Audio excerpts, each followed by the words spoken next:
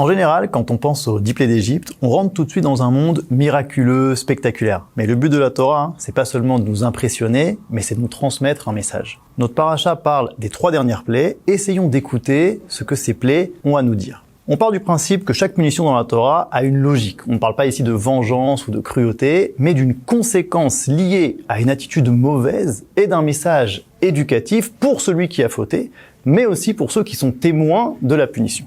Et chaque plaie va faire 2 choses en même temps. Elle détruit un petit peu plus l'Égypte et elle libère un petit peu plus Israël. Donc à chaque fois, il y a un double message. Un message pour l'Égypte, pour lui faire comprendre la gravité de ses actes et de sa mentalité, et un message pour Israël qui lui dit « Vous qui allez maintenant être libres, apprenez à bien utiliser cette liberté et à ne pas reproduire les erreurs de l'Égypte. » Si on prend l'exemple des sauterelles, le Sefer Michelet nous dit que les sauterelles n'ont pas de roi. Meler en la harbe. Qu'est-ce que ça signifie ? Eh bien qu'elles ne sont pas capables d'être unifiées, d'agir ensemble. En fait, chacune d'elles ne pense qu'à manger au maximum, à prendre le plus possible. Elles sont incapables de construire un projet commun, de s'unir autour de quelque chose. D'ailleurs, le mot harbe, qui veut dire sauterelle, n'a même pas vraiment de singulier, parce qu'une seule sauterelle s'appelle aussi harbe, qui en hébreu veut aussi dire beaucoup. En fait, les sauterelles, c'est juste beaucoup d'individus séparés les uns des autres, où chacun ne pense qu'à soi. Et ces sauterelles, elles mangent tout, jusqu'à recouvrir l'œil de la terre. Comme nous dit le verset, « Vayechas et aen kol haaretz vaterchar haaretz ». Elles recouvrirent l'œil de la terre, et la terre s'assombrit. Pourquoi cette expression ? Parce que lorsque la terre, la matérialité, perd son œil, lorsque la matière n'a plus de vision, qu'elle n'a plus de projet, il ne reste plus que de l'égoïsme, prendre pour prendre. Et c'est cette mentalité qui assombrit et qui nous mène directement à la plaie suivante, l'obscurité. Une obscurité dans laquelle l'oraou ish et achiv, un homme ne peut plus voir son frère, autrement dit, l'autre n'existe plus. Le Midrash nous dit d'ailleurs que cette obscurité avait l'épaisseur d'un dinar, d'une pièce de monnaie. Comme pour nous dire que quand on ne pense qu'à accumuler de la richesse de manière aveugle, ça crée une obscurité morale.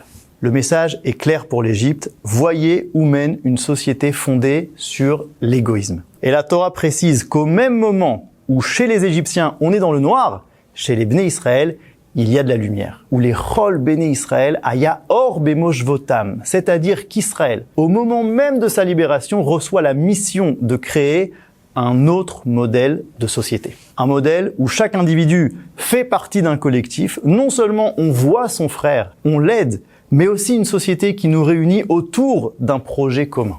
Donc à la fois un axe horizontal tourné vers l'autre et un axe vertical qui est à l'écoute de la volonté du Créateur qui devient maintenant notre libérateur. Et maintenant, on peut mieux comprendre la dernière plaie, la mort des premiers-nés. Parce qu'un peuple qui vit seulement pour prendre ne peut pas être l'aîné. Il ne peut pas être celui qui va donner le ton aux autres nations, qui va conduire l'histoire humaine. Quelque part, l'Égypte empêchait l'histoire d'avancer. Il fallait qu'elle laisse sa place à un autre premier-né, celui qui est fidèle au projet du Créateur, celui qui devient libre pas pour prendre et accumuler du matériel de manière aveugle, mais pour créer une société fondée sur les valeurs de chesed, d'altruisme, les valeurs d'Abraham, Yitzhak et de Yaakov. D'ailleurs, c'est la première chose qu'Hachem dit à Pharaon par l'intermédiaire de Moshe, avant même les 10 plaies. Ve'amarta el paro, ko amar Hachem, béni bechori Israël. C'est Israël mon premier-né. C'est lui le véritable aîné, celui qui doit faire avancer le projet de la création.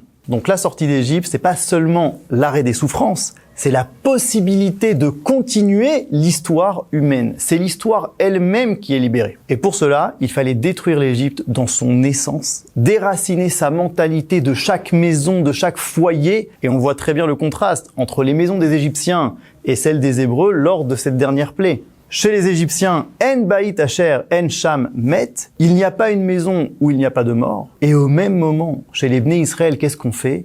On construit ce lien horizontal et vertical à travers le Korban Pessah. Où d'un côté, on met du sang sur les linteaux des maisons pour dire « nous sommes prêts à risquer nos vies pour participer au projet divin ».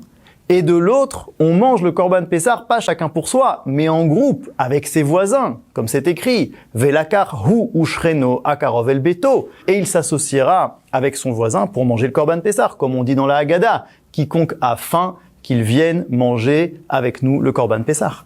Donc à la fois un symbole de solidarité et de fidélité au projet divin, malgré les difficultés. C'est comme ça qu'on sort d'Égypte, en étant prêt à risquer nos vies pour créer une société idéale. Et c'est pour ça que précisément à ce moment-là, un peu avant la dernière plaie et un peu après, la Torah fait une pause dans le récit de la sortie d'Égypte et Moshe nous projette dans un futur lointain. Ve'aya kitavohu el haaretz asher yiten Hashem lachem. Et lorsque vous serez arrivés dans le pays que Dieu vous donne, vous garderez le Korban Pessar et vous raconterez à vos enfants pourquoi vous êtes sortis d'Égypte. Donc de quoi il nous parle au moment de notre libération, d'identité et d'éducation. Juste avant de sortir, juste avant d'être libre, souvenez-vous d'où vous venez et surtout pourquoi vous êtes sortis.